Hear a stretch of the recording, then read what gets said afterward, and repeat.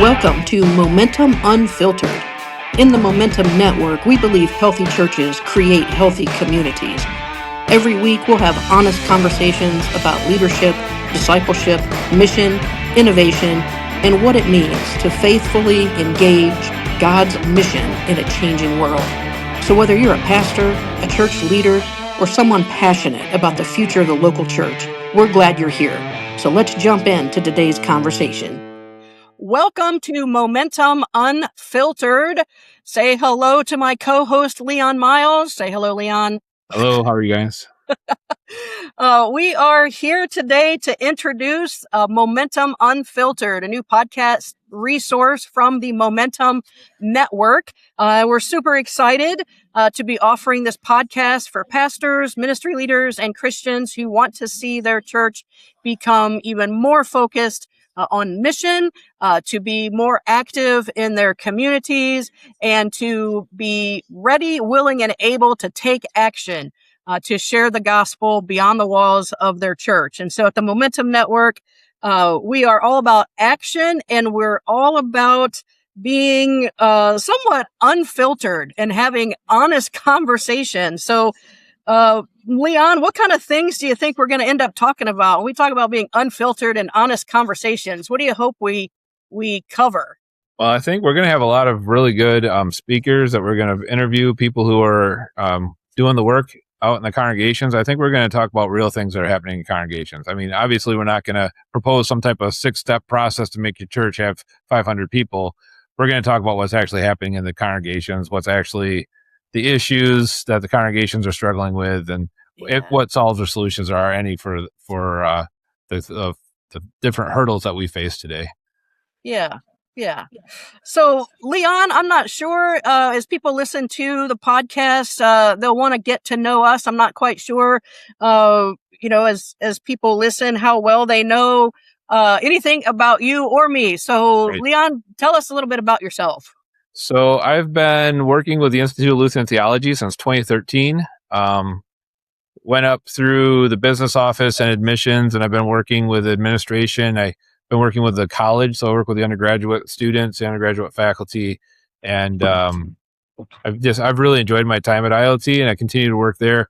My wife and I will be married 27 years this next month in July.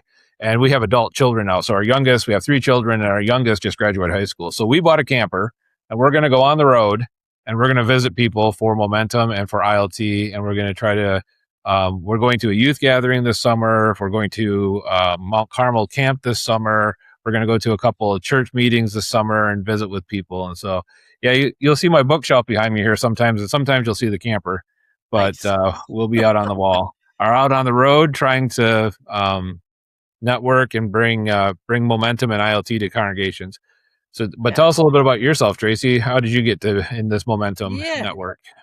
Yeah, well, as oddly as it sounds, Leon, it all started with a trip to Canada and our friends at the Canadian Association for Lutheran Churches, so CALC. A great friend of our ministry at Church Doctor Ministries. Church Doctor is a coaching and consulting ministry that's been around for about 40 years. A great friend of our ministry, Jim Bredesen, had invited me to speak at the annual CALC gathering in Edmonton. And from there, I met a great group of individuals who have a real heart for taking the mission of the church out in the communities, and to see more people have Jesus be a part of their lives. And so it was part of those relationships I got connected to ILT and a small group of people that met in September of last year and formed what we're calling the Momentum Network, a network for church revitalization and helping churches get focused in on mission. And like you, Leon, I get to travel quite a bit with the work that I do with churches. So that's always exciting. It's going to be one of the fun things that we'll get to do with Momentum, is to be out We have a lot of online things that we're going to do, but I love to be able to be in local churches in different places to see what God is doing and see what ministry is taking place. So that'll be a fun aspect of Momentum. Maybe we'll have some Momentum on the road episodes. You'll be in the RV and I'll be in the Sky Club. You can tell that's a difference between how Leon and I travel. He's got the camper and I'm in the club. But my husband and I live in Northwest Ohio. We are actually celebrating 20 years of being married in this October. And so we also, for fun, like to travel as well. So we just got back from a nice little road trip, or actually it wasn't a road trip. It was a quick trip, really, because we flew to Charleston, South Carolina. And so we like to do little things like that. And it's summertime here in Northwest Ohio, so the garden is full in bloom. I got a lot of stuff out in the garden, and I've overplanted my tomatoes again. So, but a lot of great things that we each have going on, and I'm just really excited to be able to work with you and the rest of the ILT team as we come together to carry out this mission of Momentum that we've been given. So, Leon, as we talk, you mentioned earlier, as we talk and interview these different folks, and we're going to have these honest conversations and get into some, really some serious topics and some challenging things. What do you hope that the pastors and ministry leaders get from listening to the people that we're going to be interviewing? I think there's a lot of nervousness in the congregations today.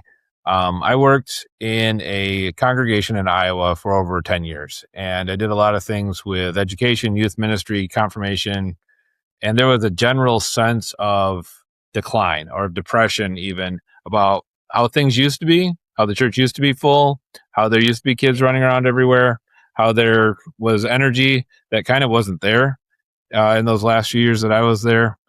I think there's a general sense of pressure that these congregations can't keep doing what they're doing and survive or continue to have their doors open in the way that they've always had. And so my hope is that in having these conversations, we'll be able to discover some of the things that God is doing in our context to grow congregations, to bring the light of the gospel into our communities and to bring people to faith and salvation through Christ. But I'm also hoping that we can share resources so that we can be brothers and sisters to one another and rely on each other as we go through the burdens and the suffering that the hardships anyway that we kind of have to bear as we do these things. The Bible is pretty clear. Paul, James, Peter, they all agree that through hardship we are able to endure. We strengthen our endurance, and our endurance leads us to hope. And so at the end of the day, I would like for us all to have hope, knowing that God is behind us. God is we're those jars of clay.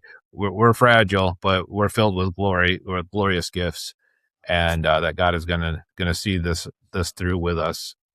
How about you? What are your kind of goals for what we're doing here? Yeah, I think very similar to what you said, just to take away some of that fear and that nervousness, and to just help. Particularly for smaller congregations or congregations that have solo pastors and they're trying to sort out, what the next steps are, or maybe they're even without a pastor right now. And that's something I hope we get into, is that how do we help congregations that are in between pastors, or maybe haven't had a pastor for a while, have had a tough time finding a pastor, that we're really able to focus in on, the idea of the priesthood of all believers, that everyone is a missionary, and that we can just help people find that hope and that courage again. One of our objectives for Momentum is that we want to help churches to, face their fears and face facts with faith.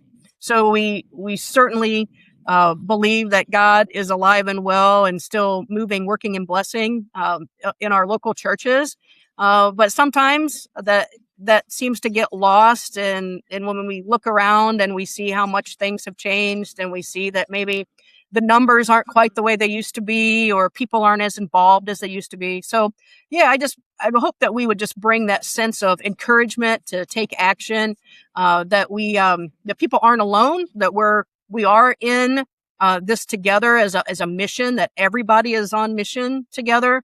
And that at the end of the day, it's the Great Commission beyond the walls of the church that's really going to help our communities, not just our churches, grow and become healthy, but the Great Commission beyond the walls of the church is really what's going to help our communities become healthier. We have healthy churches, we have healthy communities, and I hope that comes out too as we talk with people. One of the things too that I know you and I have had conversations about this, and you have a lot of conversations with people about this, is the idea of the pastor pipeline, and where are we going to find our new pastors, and if we take too long to identify those folks, what does the future of the church look like? So, within Momentum, we're going to do some things that we hope will address that issue, but just share a little bit about what you've been hearing and seeing and your conversations about the concern that's out there around the pastor shortage that we're all seeing. Yeah, the way that pastors are raised up, and the way that they are identified in their calling and appointed to this, it has changed a lot. Even in the time that I've been in ministry, starting at the end of the '90s, early 2000s, when I was making that transition from college into the workforce, there was still this sense that there was Bible camps and Christian colleges and seminaries, and that denominations had this list of pastors that you could kind of go through and choose from. But in the last 20 years, that's really evaporated. For example, at ILT, the average age of a student at ILT is 50 years old. When I went I earned a master's degree from ILT. When I went, I had two classmates who were in their 60s that were starting their Master of Divinity program. And the reason that they were doing it, they were retired now, or they'd taken a little bit of an early retirement. Their churches didn't have anyone. They weren't able to call a pastor. And so they were kind of identified by the people in the congregation as having that gift and that calling to pastoral ministry. And so they were able to go to ILT, get the training, get some support as they launched into that. And now it's 15 years later, and these ladies are in their 70s, but they're still strong. I mean, they're still serving churches, they're still doing the work. So I think the new model that's emerging out of this transition that we're still kind of going through is that congregations are going to have to be a little bit more intent on finding somebody who's a leader, who has a calling to serve there, and maybe working part-time, maybe working full-time, but going to an online seminary, being able to stay in their community, get partners, mentor pastors and partners that can help them in preparing to be a pastor, and then stepping right into it right away. The model has gone from a long training and ascending to selecting and sending the education in. We're not having a long pipeline of people that are being prepared to be pastors. We're having people that are stepping up, doing it, and getting education as they start. Right. Yeah, and I think that's one of the wonderful things really about what ILT offers, and how I think Momentum can actually even help with this bridge as well, because of ILT being able to offer things online, already having the technology available, and making it so easy for people to get some of those classes and that training. And then with Momentum being a network where we're also going to be sharing and training and resources and getting additional tools into the hands of people right at the congregation level. They don't have to leave and go to seminary somewhere. They don't have to travel, even to be a part of a cohort or something like that, which is very common, where you have to leave for 2 weeks or a week or whatever, and take away time, vacation time, or time from your family if you are a second career person. So yeah, I think it's one of the wonderful things about ILT, the strength in solid theological training and education, but then also being able to have access And I think that's one of the things too, from the Momentum Network perspective, just that opportunity to come alongside and be a bridge between the seminary and the local congregation.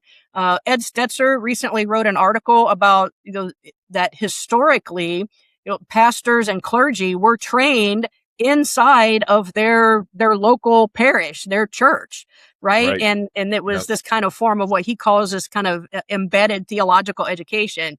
And Yeah. I think that's something that we have a real opportunity with Momentum to bring in what ILT offers, and then also some of this practical training and resource, and then also church assessment and those types of things. So Yeah. yeah, I'm really A little bit excited of about what this could do. research I've done into that is it seems like there was different training models. Most of them over the history of the church. I basically looked between the time of the Reformation till today. Most of the training models were really in the congregation, and the only thing they really had in common is that there was some ecclesiastical overseer who had Yeah, a test that said, "Okay, you've been training with this pastor doing either an apprenticeship model or more of a school model or something, but now they're saying you're ready. So yeah, take the test, this final test for ordination, and then we'll let you through." We kind of formalized that in the 20th century through accreditation and whatnot. But I don't think it's all about pastors either. Like Momentum right, is going to be really working with lay people generally because lay people are going to have to step up and be more in a leadership position in their congregations for this whole thing to work, especially with the pastor shortage. But we right. keep using the word network, like Momentum Network. Could you talk a little bit about what we mean when we use the word network? Absolutely. So this is something that we're starting to see happen in other sectors of our society and our world. This whole idea of different groups coming together to address a problem or a challenge. And so these impact networks is what they're called. There's actually a book that's written about this. People coming together from different organizations across different boundaries to address different challenges that no single organization itself can address alone. So it's kind of like the John Maxwell teamwork makes the dream work type approach. Right. But it's really getting people connected who are like-minded. So for in the work of the church, we have a focused mission, the Great Commission, and even though theologically there may be some things where we differ or we shift a little bit, but we want to stay, focused in on the Great Commission of being disciples who make disciples and taking the gospel out into the world. And so, what we're seeing today is that no single pastor leading a church, a single church, especially in some places where there may be some changing cultural context and those types of things, or maybe there's, just our smaller rural congregations. There's a lot of challenges that fall on that solo pastor, that solo congregation.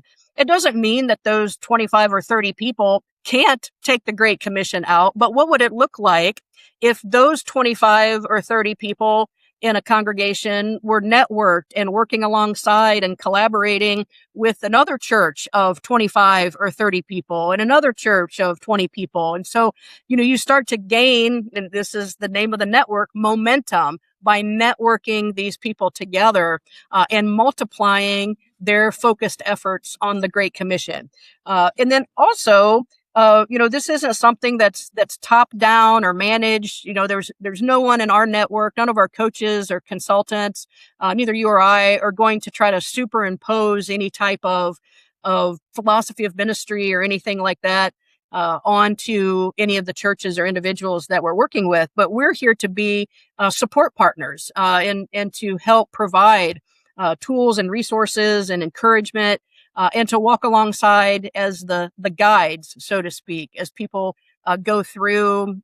Maybe it's launching a new ministry, maybe it's building on a ministry that's already existing. But you have people who think, well, yeah, there's probably a little bit more that our church could be doing. So it's the power of the network, sharing resources, and it's really the whole idea of what the New Testament church did, right? They got together, They shared their resources. And, sometimes we always think about resources as being money. We don't really think about it as sharing in our gifts or sharing in our skills and experiences and those kind of things. But yeah, it's what we really hope that momentum will become, is kind of just that New Testament culture of Christians coming together, collaborating where it makes sense, sharing in mission together where it makes sense, and taking the gospel into the communities that really need to hear that message of hope from Christ. This is something I've been thinking about as we've been kind of launching and brainstorming over what Momentum Network is, how we're going to do these things, the things that are coming up. Do you think it's difficult for congregations, given the structure or the hurdles that they're dealing with and the things that they're trying to process in their own, to actually think outside of their congregation, to connect with other congregations, to connect with other people in a way that would be beneficial for both of them?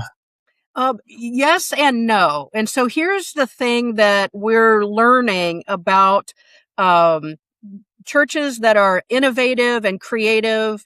They have this entrepreneurial mindset.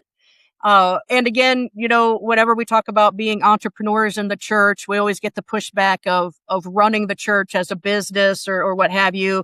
But really, it's an entrepreneurial mindset of just thinking about mission and ministry differently, and thinking about God as the original entrepreneur. So if we go back to the beginning, right, the book of Genesis, and we see and we read that God created something out of nothing. Well, that's what entrepreneurs do. And then God saw the needs of the world, and he began to provide for those needs. And so he created, and then he created us in his image. So, if you follow this, we are actually called to create and to be innovative and to take risks and to start new things.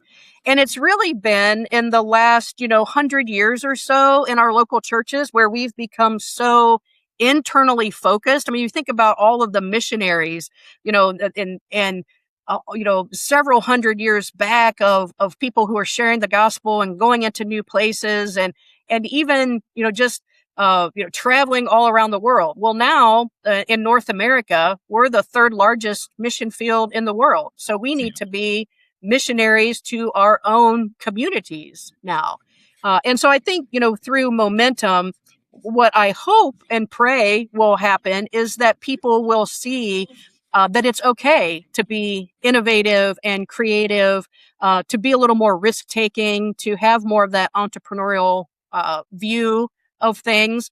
And even though we do have these apostolic gifts, I mean, we still have people who have gifts of being apostolic and evangelism and even prophecy, those types of things. If you think about what we read about in Ephesians 4, we still have all of those gifts today. And so there are people in our congregations that God has already put there who have kind of this heartbeat for something new. But the challenge is that as the church has become more and more established and internally focused, we don't know what to do with those people who have this heart language and this calling to do something new.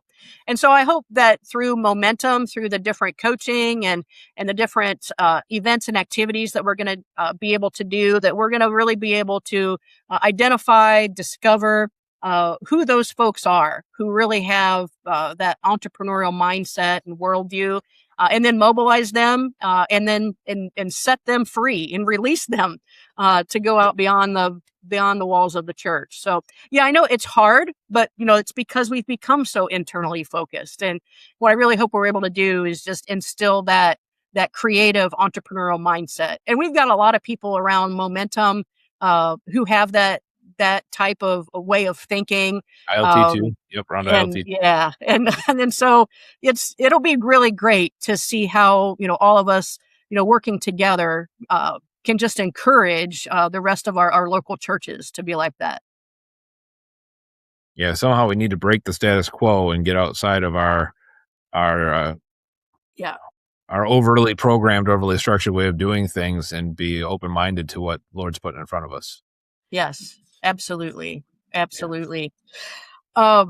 So, that does bring us to some of the things that we hope will come from momentum that will also tie back into ILT and their efforts to become, closer and more connected with local churches.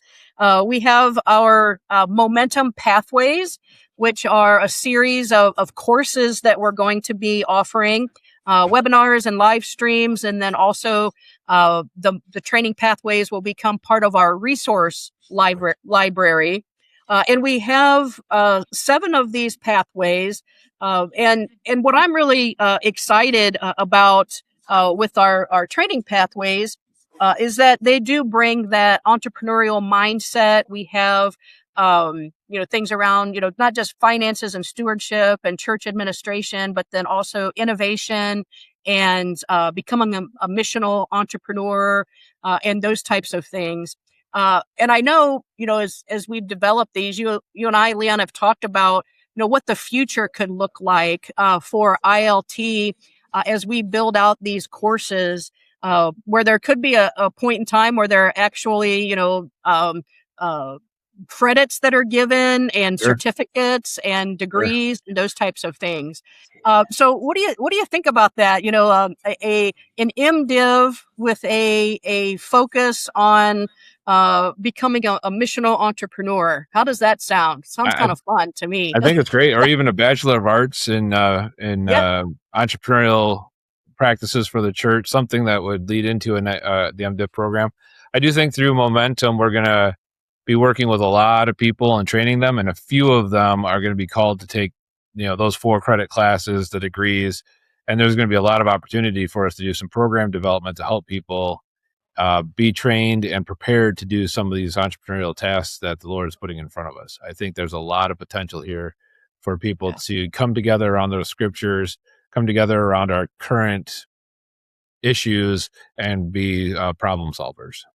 yeah, yeah. Yeah.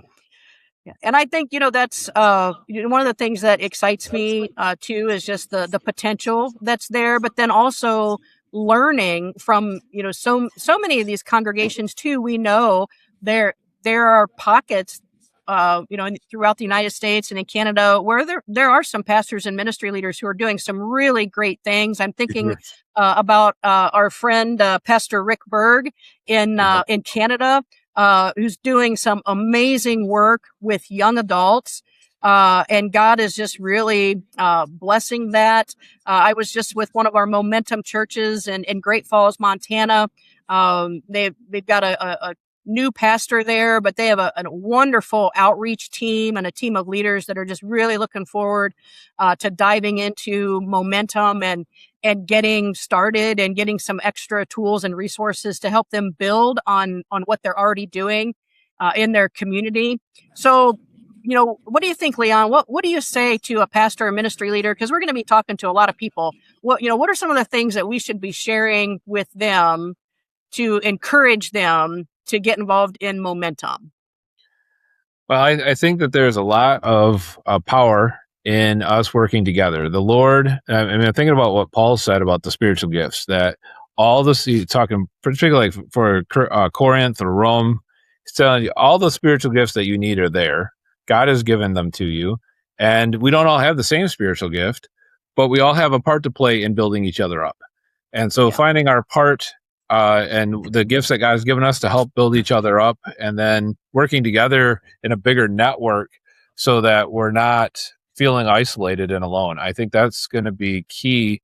It feels, it feels horrible right now. The church world, just as you're trying to approach smaller communities, the farming is getting bigger with fewer people. The rural areas have fewer people in them. Everything just seems depressed. yeah, And of course, the news that we're hearing is meant to make us feel depressed. And right. so, how do we find hope and energy and motivation together? I mean, that'll be the key thing: is how do we build each other up in Yeah, given the gifts that God has given us to do that. yeah, yeah, absolutely. I agree. So, for everyone who's listening to our first episode, thank you so much for joining us. We are going to be posting a number of things on our website. We've got a number of events coming up.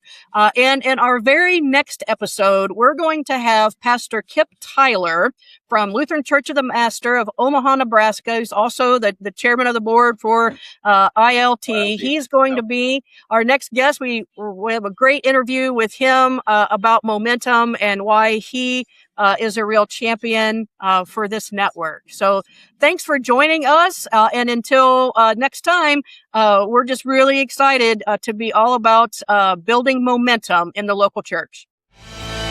Thanks for joining us for Momentum Unfiltered. If this conversation encouraged you, challenged you, or gave you something to think about, we'd love for you to subscribe, leave a comment or a review, and share this episode with another person in your church. To learn more about the Momentum Network and discover the additional free resources that we offer, please visit momentumnetwork.church. Until next time, keep making disciples, developing leaders, and creating healthy communities. And remember, in the work of the Great Commission, everybody ropes and everybody rides.